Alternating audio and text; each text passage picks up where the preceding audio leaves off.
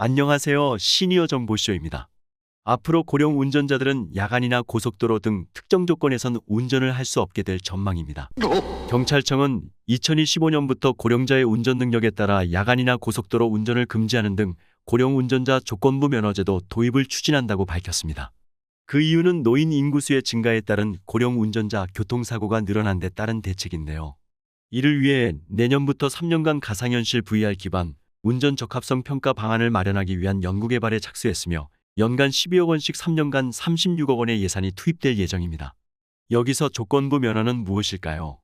조건부 면허란 고령 운전자의 운전 능력에 따라 야간이나 고속도로 운전을 금지하는 방식인데요.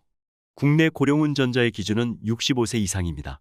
현재는 65세 이상 고령자는 5년마다 적성검사, 75세 이상의 경우 3년마다 운전자의 시력, 반응 속도 등을 측정하는 적성검사와 함께 교통안전교육을 받도록 하고 있습니다. 다만 이때 신체 능력에 따라 면허 유지인지 취소인지만 판가름하고 있는데요. VR 테스트가 개발이 되면 야간 운전, 고속도로 운전 등 상황별로 운전 능력을 테스트할 수 있게 된다고 경찰은 밝혔습니다.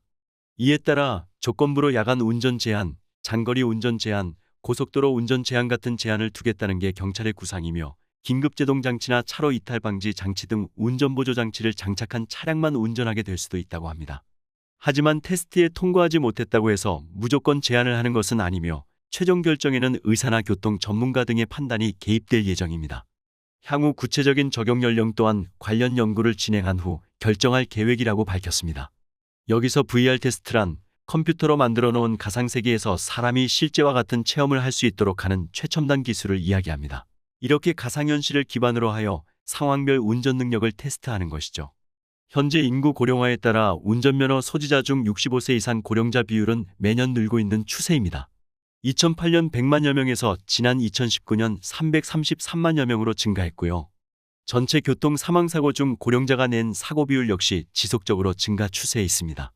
이에 정부에서는 고령 운전자는 돌발 상황에 대처하는 능력이 떨어지고 노화로 신체 기능과 인지 능력이 떨어지다 보니 교통사고가 발생할 가능성이 높아 조건부 면허 제도 도입이 필요하다는 것입니다.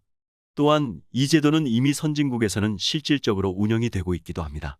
미국이나 독일, 네덜란드, 호주, 뉴질랜드 등에서는 특정 시간과 공간에서만 운전을 할 수 있는 면허 제도를 도입해 운영하고 있고 이 중 일부에서는 속도와 차량의 조건까지 제한하고 있습니다. 하지만 여기에는 또 다른 문제가 발생할 수도 있는데요.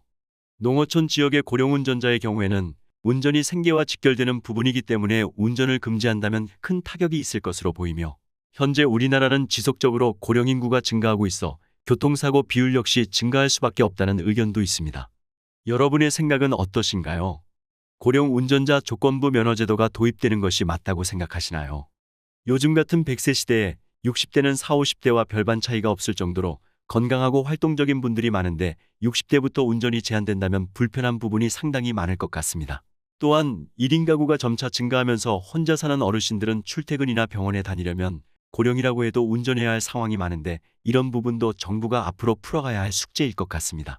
특히나 젊은이들의 음주운전에는 관대하면서 시니어들에게만 엄격한 잣대를 대는 것은 불합리하겠죠.